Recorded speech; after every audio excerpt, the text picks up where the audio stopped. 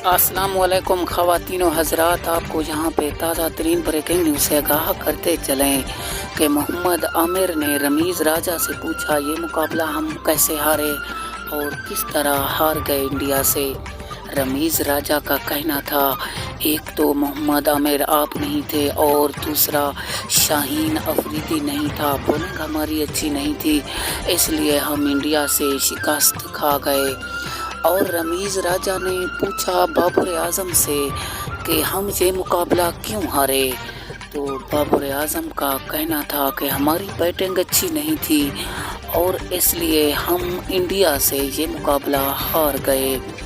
हाँ तो दोस्तों बाबर आज़म ने कहा हमारी बैटिंग भी अच्छी नहीं थी, लेकिन अब हम प्रस्टेक कर रहे हैं और जो भी मुकाबले आएंगे